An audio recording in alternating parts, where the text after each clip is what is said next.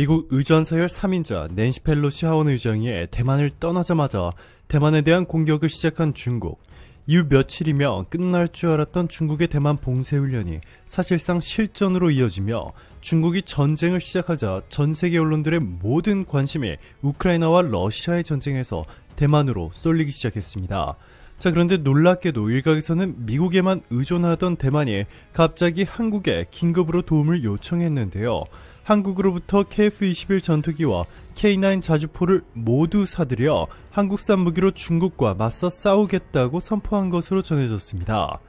평소 돈이 생길 때마다 미국산 무기만 고집하던 대만이 긴급으로 한국산으로 자국 군대를 도배하겠다는 이 중대 결단을 내릴 수 있다는 것인데, 더 놀라운 것은 이 소식을 전해들은 중국군들이 후퇴하기 시작했다는 것입니다.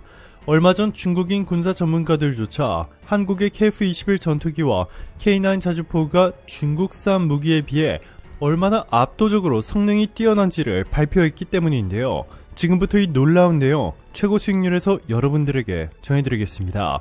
대만을 방문해 중국의 강한 반발을 부른 낸시 펠로시 미국 하원 의장이 9일 시진핑 중국 국가주석을 향해 겁먹은 불량배처럼 행동한다 라고 직격탄을 날렸습니다. 펠로시 의장은 이날 미 MBC, MSNBC 방송에 잇따라 출연해 시 주석이 취약한 위치에 있다, 경제에 문제가 있다면서 이같이 말했습니다. 네, 그렇습니다. 최근 중국 경제가 심각한 수준으로 붕괴하면서 시진핑은 대만과 전쟁이라도 일으켜 중국 국민들의 분노를 다른 곳으로 돌리지 않는다면 몇 달 뒤에 있을 제20차 중국 공산당 대회에서 3년임에 실패할 것이 확실해지기 때문입니다. 그러면서 펠로시 의장은 중국이 대만을 고립시키도록 용인하지 않을 것이라 강한 경고의 메시지를 전했습니다. 자, 하지만 이렇게 앞에서는 대만을 돕겠다고 했지만 뒤에서는 사실상 대만을 포기하는 시나리오까지 계획하고 있는 미국. 대만 하나를 살리기 위해 중국과 엄청난 희생과 대가가 따르는 제3차 세계대전을 일으킬 수 없기 때문인데요. 얼마 전 최고 수익률 채널에서 화면에 보이는 이 영상을 통해 미국은 실제로 중국이 대만을 공격할 경우 대만에 있는 모든 미국 기업들을 한국에 옮기는 작전을 계획하고 있다는 소식 전해드렸습니다. 이를 위해 한국의 미국 고위인사들이 대거 입국해 협상한 것으로 알려졌는데요. 이뿐만이 아닙니다. 미국을 대표하는 기업이죠.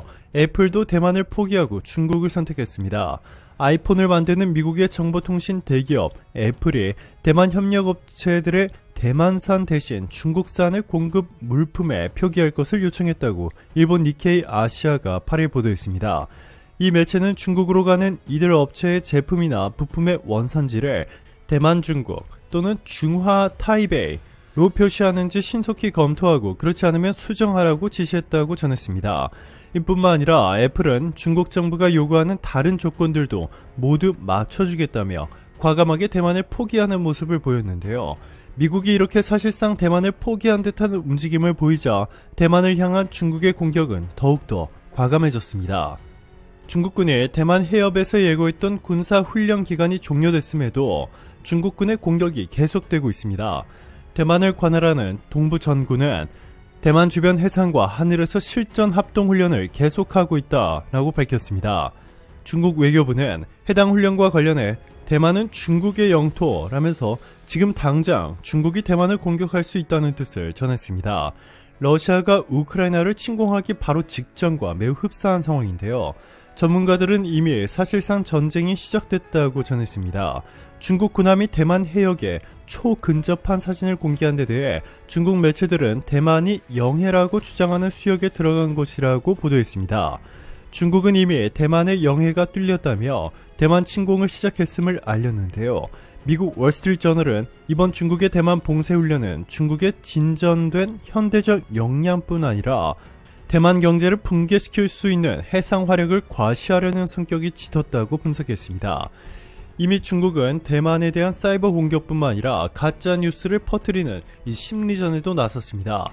대만 여러 시설에 대한 사이버 공격이 이어지고 있고 가짜 뉴스가 인터넷을 통해 퍼져나가면서 대만 당국은 불안에 떨고 있습니다.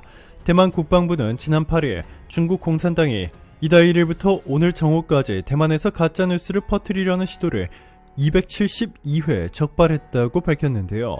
전문가들은 중국이 이를 통해 민심을 흔들어 대만 통일을 위한 정치 작업을 하려는 것이라고 말하고 있습니다. 천 부국장은 대만 타오위안 공항에 대한 미사일 공격, 중국 군함의 대만 동부해안 근접과 같은 가짜뉴스가 소셜미디어에 돌아다녔다라며 온라인 커뮤니티와 디지털 미디어의 급속한 발전으로 전쟁 전략이 특히 인지전, Cognitive Warfare라고 하는데 이 인지전 영역에서 극적으로 변화해왔다라고 설명했습니다. 자, 그런데 이미 중국의 심리전이 먹혀들었습니다. 대만의 영해가 뚫렸는데도 대만 정부는 아무런 대응도 하지 못했고 심지어 이를 알아차리지도 못했다며 대만 정부의 무능에 대한 국민들의 분노가 하늘 높이 치솟기 시작했습니다. 올해 하반기 대만 지방선거와 2024년 대만 총통선거를 앞두고 독립성향의 집권 민진당과 차이잉원 총통의 지지율이 급속도로 추락하는 동시에 중국과 통일해야 한다는 야당의 지지율이 올라가기 시작하면서 이 중국과 통일을 원하지 않는 대만 국민들은 불안에 떨고 있습니다. 이에 일각에서는 대만이 한국에 긴급으로 도움을 요청하기 위해 비공식 접촉을 시도 중이라고 밝혔는데요. 이들에 따르면 실제로 중국이 대만을 공격할 경우 미국이 중국을 공격하지 않을 전망입니다. 중국을 공격하는 순간 세계 최대 규모의 시장을 완전히 포기해야 하는 것은 물론 제3차 세계대전으로 번질 우려가 있기 때문인데요. 이를 인지한 대만은 스스로 국방력을 키워 중국과 맞서 싸우지 않으면 안 되는 상황으로 내몰렸습니다. 하지만 대만의 국방비는 고작 19조 원, 반면 중국은 279조 원에 육박합니다. 대만보다 무려 15배 이상 많은 이 엄청난 규모인데요. 글로벌 파이어파워에 따르면 대만은 중국과 전쟁을 치르는 순간 이 잿더미로 변합니다. 동원가는 군인 수는 중국 7억 5,500만 명대, 대만은 1,200만 명, 중국 전투기 3,300대, 대만은 740대, 중국 탱크 5,250대, 대만은 1,110대, 중국 해군력 세계 1위, 대만은 해군 세계 27위, 대만이 중국과 홀로 싸우면 절대 상대가 될 수 없습니다. 게다가 최근 미국이 대만을 포기하는 시나리오를 한국과 협상했다는 소식까지 전해지면서 대만은 초비상이 걸렸는데요. 이에 대만 싱크탱크는 대만 정부가 살아남을 수 있는 유일한 방법은 한국으로부터 KF-21 전투기와 K9 자주포를 있는 대로 전부 사오는 것이라는 파격적인 발표를 했습니다. 국방 예산도 중국의 15분의 1 수준밖에 되지 않는 대만이 중국과 전쟁에서 승리하려면 중국산 무기를 압도하는 동시에 이 가성비가 말도 안 되게 높은 무기를 대규모로 사들이는 것인데 미국산 무기는 너무 비싸고 한국산 무기가 유일한 희망이라는 것입니다. 실제로 한국산 무기는 중국산 킬러인 것으로 유명합니다. 가격은 중국산과 비슷한데 성능은 10배 아니 20배로 훨씬 더 뛰어나기 때문인데요. 인도에서도 매우 비슷한 사건이 일어난 적이 있습니다. 인도와 중국은 국경에서 매 순간 작은 교전을 벌이고 있는 이 사실상 전쟁 진행형인 상황입니다. 2015년 중국군이 통제선 근처에 설치한 감시초소를 인도군이 강제 철거해버린 사건, 2016년에는 중국군 250명이 이 통제선을 예고도 없이 넘어 인도의 아루나찰 프라데시주 동부 카맹지구에 침투한 사건, 인도가 중국 접경에 탱크 100대를 배치한 사건, 그리고 지난 5월 인도와 중국 군인들이 국경 분쟁지에서 주먹질을 주고받으며 돌을 던져 10명 이상이 부상을 입은 판공호수 난투구, 그로부터 한 달 뒤 6월에는 몽둥이를 든 600여 명의 중국군과 인도군의 무력 충돌 때문에 20명의 인도군이 사망한 가란 계곡 몽둥이 충돌 사건, 그리고 또 몇 달 뒤에는 무려 45년 만에 총기까지 사용하며 두 국가 간의 대립 상황이 극에 치달았습니다.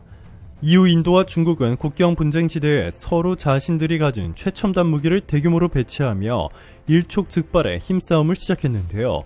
아무것도 없었던 분쟁 지역에 벙커와 텐트 등 군사시설들이 빼곡히 설치되기 시작했고 경전차와 자주곡사포 122mm 다연장 로켓 등까지 총동원됐습니다. 자, 그런데 인도보다 국방 예산이 4배나 많은 중국이 중국군 철수를 외친 것은 다름 아닌 한국 덕분이었습니다. 인도 언론들은 중국군을 물리치는데 가장 큰 역할을 한 것은 한국의 K9 자주포 덕분이라며 한국의 K9 자주포 한 대가 중국 탱크 100대를 물리쳤다고 대대적으로 보도했습니다. 중국이 중국산 자주포 PLZ-05가 자칭 세계 최고라고 홍보하며 실사기 훈련 모습을 보고는 인도 국민들은 박장대소했다고 인도 언론들이 전했습니다. 이뿐만이 아닙니다. 인도는 한국으로부터 K9 자주포를 사들인 반면 파키스탄은 중국으로부터 중국산 PSZ-05 자주포를 수입해 실전 배치했습니다. 이후 인도군이 한국산 K9 자주포 10대로 파키스탄의 중국산 자주포 36대를 실제로 상대했고, 놀랍게도 인도군은 아무런 타격을 받지 않은 반면 파키스탄만 심대한 타격을 받은 것으로 전해졌습니다. 한국산이 중국산과 1대4로 전투를 벌였음에도 완승을 거둔 셈인 것이죠. 한국산 자주포의 성능에 홀딱 반해버린 인도는 처음 100대를 계약하더니 이후 추가로 200대를 계약, 최근 이보다 훨씬 더 많은 양을 추가로 주문할 수 있다는 보도까지 쏟아져 나왔습니다. 이 소식을 전해들은 대만은 한국산 K9 자주포를 가능한 대로 모두 사들이는 동시에 한국산 KF-21 전투기도 최대한 빨리 많은 양을 사들이기 위해 한국과 물밑 접촉을 시도할 것이라는 대만 싱크탱크의 발표가 나왔습니다. 중국산 5세대 스텔스 전투기 J-20보다 가격은 훨씬 더 저렴한데 성능은 압도적으로 좋은 한국산 KF-21 전투기에 K9 자주포까지 한국산 무기로 도배하면 앞선 인도의 사례처럼 중국보다 훨씬 적은 숫자로 충분히 이길 수 있을 뿐 아니라 이미 여러 차례 한국산 무기에 당한 중국이 쉽게 공격조차 시도하지 못할 것이라는 것입니다. 오늘도 감사합니다. 최고로 멋진 하루 보내시길 바랄게요.